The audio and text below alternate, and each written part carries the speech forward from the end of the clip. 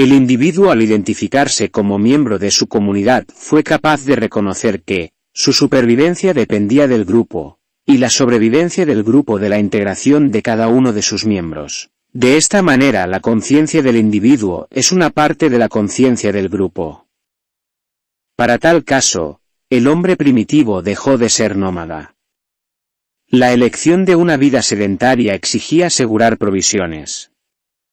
Incapaz de predecir las estaciones del año en que abundaban los frutos y los demás vegetales comestibles, la caza se volvió una alternativa para conseguir alimento e introducir la carne a su dieta.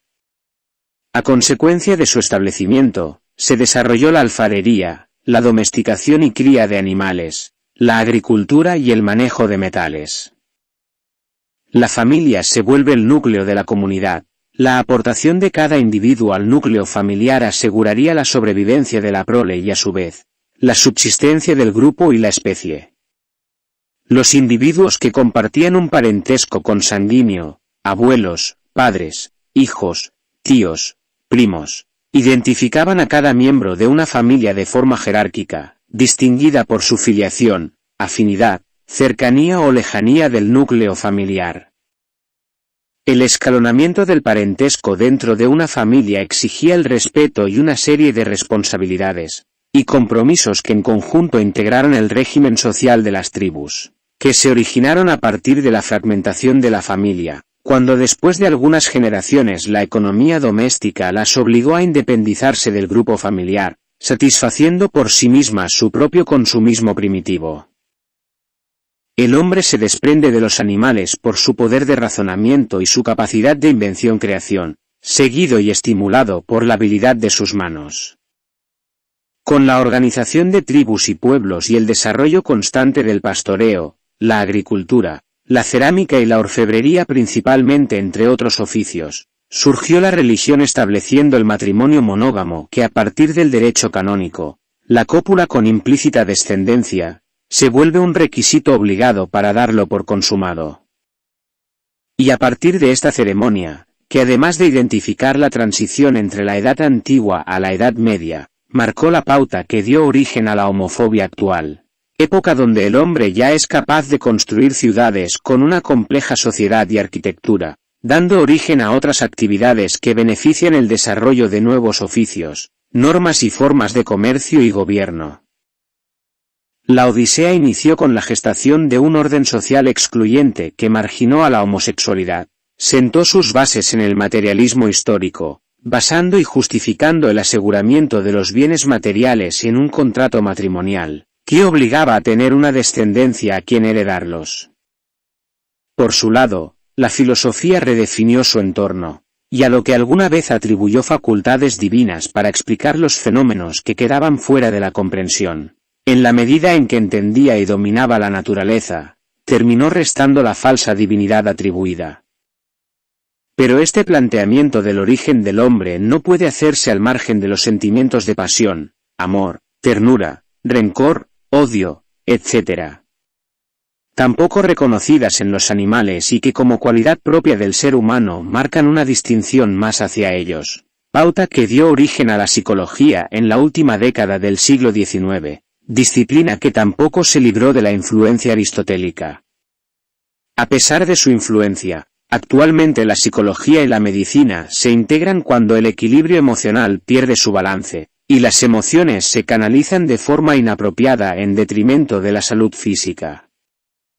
Toda esta descripción, que de alguna forma podemos concebir como el redescubrimiento del hombre a partir de los hallazgos científicos, que en gran medida obedecen a evidencias cuantitativas de la mente racional, cuyas actividades se generan en el hemisferio izquierdo del cerebro, contrastan en la cultura occidental, con la tendencia a ocultar nuestro lado emocional, relegando los sentimientos a la intimidad. Al inicio se planteó que la discrepancia entre el pensamiento mágico y el científico se entienden como los opuestos, en un constante y paradigmático desafío por el crédito de la verdad. Rebatinga que cuando nos conflictúa el entendimiento y afecta las emociones, nos hace actuar en consecuencia. Nuestro mágico, enigmático e increíble cerebro, se divide en dos hemisferios, el izquierdo, Frío y distante se le atribuye la inteligencia intelectual y se relaciona con la reflexión, el análisis, la lógica, la palabra, las cifras y el cálculo. Por el contrario, al derecho que se le considera cálido, soñador y holístico, se asocia con los sentimientos, el ritmo, la imaginación, las nuevas ideas, la creatividad, las personas y situaciones, imputándosele la inteligencia emocional. Según los psicólogos Peter Salovey y John Mayer, la inteligencia emocional tiene una importancia fundamental, porque proporciona la capacidad y habilidad para regular las fuerzas e impulsos de emociones que pueden resultar contraproducentes. Cada vez que boicotean nuestras relaciones, la calidad de vida, la actividad familiar, el profesional o laboral o el desarrollo y progreso educativo, se afectan actitudes relacionadas con la empatía y la simpatía, el control del humor, la independencia y la capacidad de adaptación, la persistencia y la cordialidad, la amabilidad y el respeto y la capacidad de resolver problemas en forma interpersonal. Su coeficiente es una característica de la personalidad, referida a nuestras disposiciones y hábitos que determinan la forma en que normalmente se responde a los deseos, el temor, las oportunidades, los fracasos y los triunfos. Nos ayuda a interpretar la vida, resolver problemas y hacer nuestras propias elecciones. Se dice que dicho coeficiente no posee una carga genética tan marcada y que la adecuada utilización y manejo de las emociones llevan a una acertada comunicación, cooperación, compromiso, adaptabilidad, autocontrol, integración y ética, de tal forma que nuestra vida emocional exige el diestro manejo de habilidades para que nuestras reacciones emocionales a los acontecimientos que los generen sean menos perturbadores. Metafóricamente en nuestro cerebro confluyen coordinada y armónicamente la cabeza, razón, y el corazón, emoción. Sin embargo, al desbordarse las pasiones, el corazón se vuelve dominante y destructivo. Arrebatadamente actúa con mayor rapidez, y desconcierta a la cabeza creándole una sensación de certidumbre. Para cuando ésta empieza a actuar, solo queda el remordimiento y la pregunta, ¿por qué lo hice? Acciones a las que comúnmente se atribuyen las conductas denominadas viscerales y que de alguna forma pueden obedecer a la falta de información, ignorancia o enajenación, entre otras posibles causas.